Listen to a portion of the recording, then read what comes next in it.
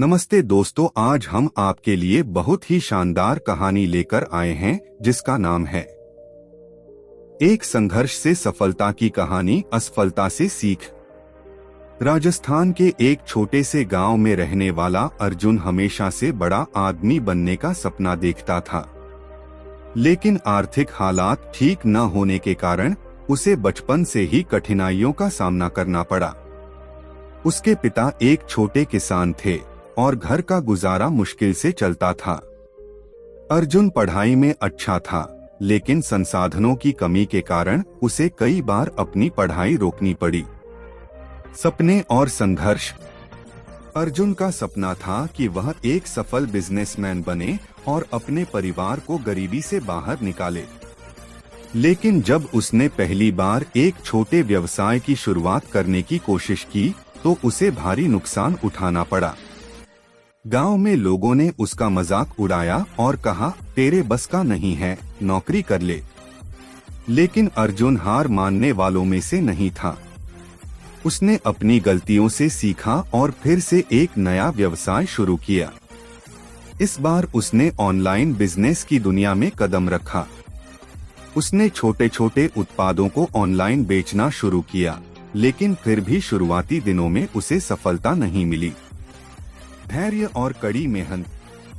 एक दिन अर्जुन को एक बिजनेस सेमिनार में जाने का मौका मिला, जहां उसने जाना कि सफलता मेहनत और धैर्य से मिलती है, असफलता सिर्फ एक सबक होती है।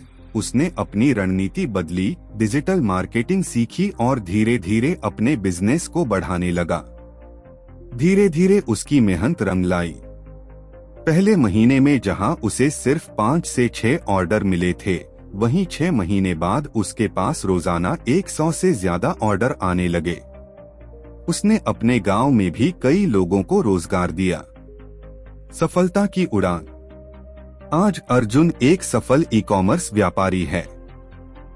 उसने अपने माता पिता के लिए एक अच्छा घर बनवाया, अपने गांव के लोगों को रोजगार दिया और यह साबित कर दिया कि अगर आपके इरादे मजबूत हैं तो असफलता भी आपको सफल होने से नहीं रोक सकती। असफलता अंत नहीं, एक सबक होती है। संघर्ष के बिना सफलता नहीं मिलती। हमेशा सीखते रहो और खुद को बेहतर बनाओ। अगर आप भी किसी कठिनाई से गुजर रहे हैं तो याद रखें, हार सिर्फ वही मानता है जो कोशिश करना छोड़ देता है। अर्जुन की मेहनत रंग लाई और उसने अपने ई-कॉमर्स बिजनेस को एक सफल ब्रांड बना दिया। लेकिन सफलता के साथ नई चुनौतियां भी आईं। जैसे जैसे उसका बिजनेस बढ़ा, उसे कई तरह की परेशानियों का सामना करना पड़ा। प्रतियोगिता बढ़ने लगी, मार्केटिंग में नए नए बदलाव आने लगे और उसे अपने बिजनेस को आगे बढ़ाने के लिए ज्यादा इन्वेस्टमेंट की जरूरत महसूस हुई। नई चुनौती, बिजनेस को विस्तार देना। अर्जुन अब सिर्फ अपने गांव तक सीमित नहीं रहना चाहता था। उसने अपने बिजनेस को अंतर्राष्ट्रीय स्तर तक ले जाने का फैसला किया। लेकिन इसके लिए उसे विदेशी ग्राहकों को समझना, लॉजिस्टिक्स को बेहतर करना और नए मार्केटिंग स्ट्रेटेजी अपनानी थी। अर्जुन ने खुद को अपडेट करने के लिए ऑनलाइन कोर्स किए, बिजनेस मीटिंग्स में भाग लिया और इंडस्ट्री के बड़े लोगों से मुलाकात की। धीरे धीरे उसने अपनी कंपनी की रीब्रांडिंग की और अपनी वेबसाइट को ग्लोबल लेवल पर लॉन्च किया। सफलता की नई ऊंचाइयां। अर्जुन की मेहनत ने फिर से कमाल कर दिखाया। कुछ महीनों में ही उसकी कंपनी अमेरिका, कनाडा और यूरोप में भी प्रोडक्ट्स भेजने लगी।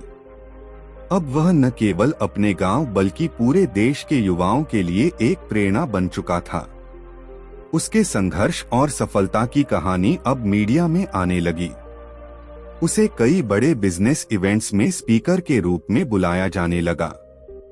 अब वही लोग जो कभी उसका मजाक उड़ाते थे, उसकी तारीफ करने लगे। गांव की सेवा और नई शुरुआत। अपनी सफलता के बावजूद अर्जुन अपने गांव को नहीं भूला। उसने गांव में एक डिजिटल लर्निंग सेंटर खोला, जहां युवाओं को बिजनेस, डिजिटल मार्केटिंग और ई-कॉमर्स की ट्रेनिंग दी जाने लगी।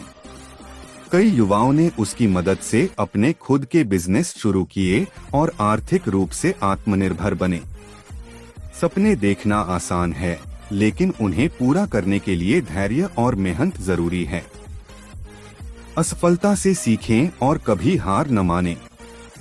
सफलता मिलने के बाद भी अपनी जड़ों को न भूलें और दूसरों की मदद करें।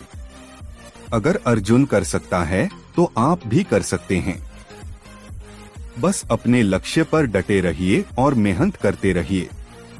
अर्जुन अब एक सफल उद्यमी बन चुका था।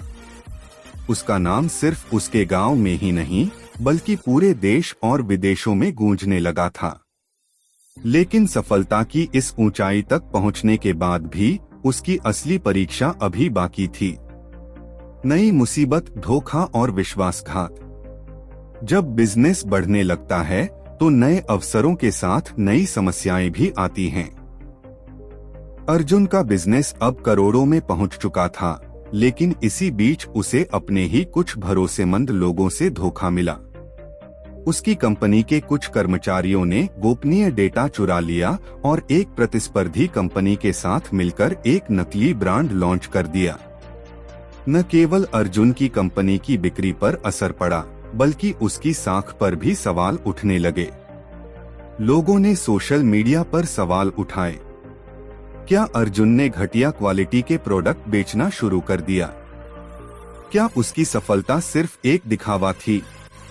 अर्जुन को यह सबसे बड़ा झटका लगा। उसने दिन रात मेहनत से जो ब्रांड बनाया था, अब वही खतरे में था। संघर्ष और वापसी। लेकिन अर्जुन ने हार नहीं मानी। उसने तुरंत एक क्राइसिस मैनेजमेंट टीम बनाई और ग्राहकों को असली और नकली ब्रांड में अंतर समझाने के लिए एक डिजिटल अभियान शुरू किया।